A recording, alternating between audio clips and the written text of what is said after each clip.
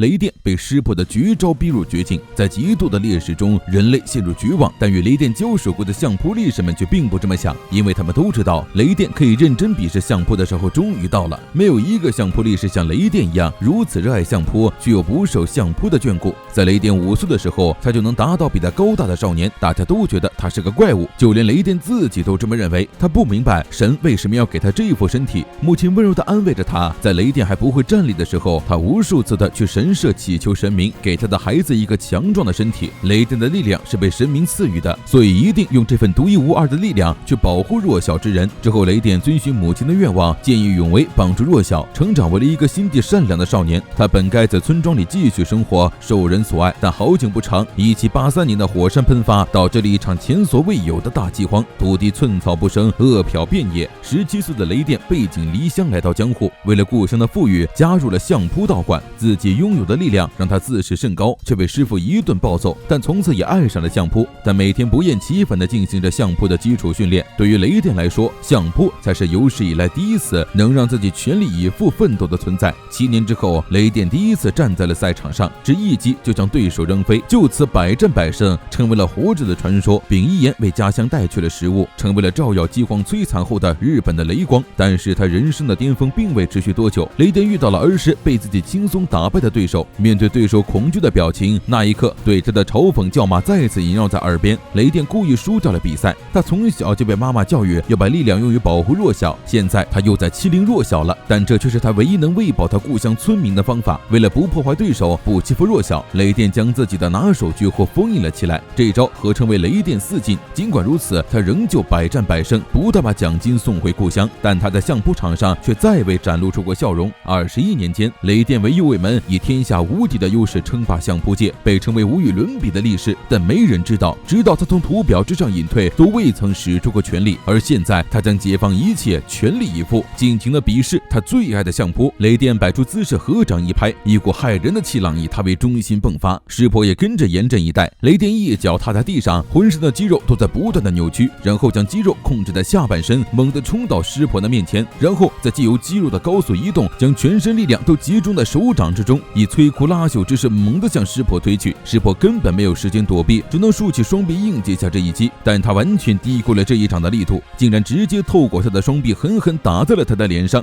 师婆瞬间被打得倒飞出去，这正是雷电相扑绝招贴炮急之行8尺鸟。雷电无可比拟的一击将师婆击退出数丈之远，竟然直接轰断了他的双臂。师婆仅凭着最后一只手站了起来，要是刚才不防御的话，他的脑门都会被打得粉碎。雷电的手在打出这一掌时释放出了惊人的冲击波，那一瞬间连声音都被吸收了。师婆虽然没有死，但也受到了不小的伤害，而雷电更加严重，那绝杀的一击给他的身体带来了难以想象的负担，他的肉体开始崩坏，浑身都在往外飙血，现在只是靠着神器炼成才勉强维持肉体的形状。雷电拜托特鲁德更多的调动起自己的肌肉，即便这样会使他从内而外的彻底崩坏。他一直在背叛最爱的相扑，好不容易等到了终于能认真比试的一刻，他要把这条命都赌在这场胜负上。特鲁德含泪牵起雷电的手，彻底解放自己的力量，这样才算得上是他看中的男人。雷电的身后，力士的加油声不断，师婆有些羡慕，他背负的东西可真美好。而这时一阵微风吹过，师婆回头在看台上看到了楼陀罗，师婆一瞬间有种想哭的冲动，再一看，所有印度神明都在合掌为他祈福。师婆知道他其实和雷电是一样的，他可是印度神家的老大，绝对不能输。说着，师婆竟然将手插进心脏，握着心脏强行让心跳节奏加快。师婆的身体很快被高温染成了赤红色，五只眼睛发出耀眼的光。传说有言，时机来临时，湿婆神会跳轮回无勇破坏世界，然后湿婆会自行燃烧肉体，通过那些灰烬重新创造世界，这就是所谓的轮回无勇灰烬。竞技场瞬间被冲天的火焰笼罩，湿婆全身燃烧着熊熊烈火，而雷电也做好准备蓄势待发。一个是印度的破坏神，一个是人类最强的力士，曾经都处于顶点的人与神都达到了自身武道的巅峰，两人其实非常的相像，身上背负着越多人的期望，就会变得越强。两个人不约而同地使出全力朝对方冲去，场上爆发出激烈的碰撞，两人的拳头你来我往。湿婆以手掌撑地朝雷电踢去，雷电将肌肉集中于手臂防御，没想到湿婆的灼热的火光居然直接烧焦了他的肌肉。不管雷电再怎么防御，但只要碰到湿婆的火焰，肌肉就会被碳化崩毁。战斗的越久，雷电失去的肌肉就越多，但湿婆也是强弩之末，他强行自己燃烧生命，继续下去去，也只会将自己也燃烧殆尽。这场比赛说白了就是在互相折损寿命。雷电将肌肉集中于手掌，朝湿婆猛地扇去，湿婆及时后撤躲避，紧接着在雷电的周围跳起了舞，接着残影冲向雷电。没想到雷电不顾烧伤的危险，直接徒手抱住湿婆，要将他摔倒在地。湿婆失去平衡倒地的瞬间转身撑地，顺势踹向雷电的面门，紧接着以超高速朝雷电不断的挥拳。力士们几乎绝望了，但横纲却让他们仔细看，雷电在使用了铁炮之后，膝盖和手掌都未曾碰过地面，他正独自一人背负着相扑奋战啊！听着同伴们的声援，雷电爆发出了前所未有的力量，猛地撞向湿婆。湿婆被撞飞之后重新站起，被捏碎的手臂从身体上脱落，他的身体已经支离破碎了。楼陀螺的拳风传到场上，大喊着湿婆绝对不能输。湿婆露出了笑容，跳起舞步，再次冲向雷电。恐怖的火焰在场上炸开，无论是人还是神，都在为了他们的搏命一战而激动的呐喊。扛起众人意志不断燃烧生命的两个男人，终于迎来了终局一战。雷电知道他的身体只能再负荷决战一击了，而湿婆坦然选择了正面迎战。雷电用尽全身力量把赤鸟推向湿婆，湿婆飞起一脚大接演武，裹挟着高温的左脚直接穿透了雷电的掌心，将他整个手臂一分为二，半条手臂落在地上烧成灰烬。失去平衡的雷电即将栽倒，又强行稳住身体站立。他知道自己已经输了，但仍旧开心地向湿婆道谢。多亏了湿婆，他才能不留遗憾地用尽全力，尽情展现自己最喜欢的相扑。雷电让特洛德解除神器炼成，他们到了该说再见的时候，但特洛德却紧紧抱住雷电。他早就发过誓了，要陪伴爱上的男人至死不渝。湿婆飞起一脚踹下了雷电的头颅。雷电是个了不起的男人，直到最后都不曾跪下。他也要感谢雷电和他打了一场难忘的对决。雷电和特洛德的身躯化为碎片消散在空中。人类对众神仙境传说第5回合战，湿婆 vs 雷电为右卫门，用时11分16秒，胜利者为湿婆。众神阵营爆发出巨大的欢呼声，以失去3条手臂获得胜利的代价无疑是惨重的。阿瑞斯想，如果雷电不这么执着于相扑，还不知道结果会是怎么样。但赫尔墨斯却说正好相反，如果雷电到最后都随便乱来，是肯定打不过天界第一干架王湿婆的。但雷电也用出了千辛万苦锤炼出来的绝招，也就是说，真正把湿婆逼入绝境的其实是相扑。力士们大哭着踏起4股为雷电送行，声音宛如献给雷电的镇魂钟，余音震天，不绝于耳。而退场的湿婆也等来了自己的好友，脱力的湿婆倒在了楼陀螺的怀里，至高神们也围了上来。宙斯走过来恭喜湿婆，这一战打得实在惊险。湿婆也承认人类是真的很强。格雷回想起和3姐姐相处的时光，忍不住哭出了声。能和心爱的战士一同赴死，姐姐一定很幸福吧？即便知道哭喊解决不了任何问题，格雷还是忍不住。他不明白为什么布伦希尔德不惜如此也要拯救人类呢？守护最重要的东西需要理由吗？话虽这么说，但布伦希尔德还是一拳砸碎开关，独自一人进了控制室。他为雷电的一向摆上酒，现在是2胜3败了。布伦希尔德无力地跪在地上。虽然他曾经发过誓，不到最后一刻绝不动摇，但是他比想象中的还要软弱。但即便如此，他还要想办法拯救人类。宙斯在一棵大树下找到了吃零食的世家，提出第6回合让世家上场。世家问他就这么想毁灭人类吗？宙斯表示神一定要赢才对。世家鼓掌赞同，神就是要有这样的气魄。随后一把搂住宙斯，欣然同意。格雷来到医务室给姐姐拿绷带，却无意中撞见了生财天在给惠比寿手上的伤口消毒。惠比寿气得一定要让世家好看，如果世家再得意忘形，他们就有灵的天诛。格雷偷听得一头雾水，被门外的毗沙门天当场抓包。格雷一不小心摔进房里，和欺负神面面相觑，场面一度十分尴尬。眼看惠比寿又来找格雷的麻烦，养伤的杰克突然出现。诸神黄昏第6回合战即将开始，众神 vs 人类第6回合战即将开始。还有什么比这更讽刺的？负责普度众生的就是众神阵营的下一场斗士。但世家登场之后却没有停留，而是径直越过神的场地，走向人类一方。他一把抢过海姆达尔的号角，向场上所有人宣布了一个惊天动地的消息：他要代表人类出战。瞬间，不论是人还是神，脸色都跟着大变。神明愤怒地斥责世家的背叛，世家6道棍直指台上的宙斯。神明不救人，他来救；阻碍他的神，他来杀。第6回合战，人类代表世家。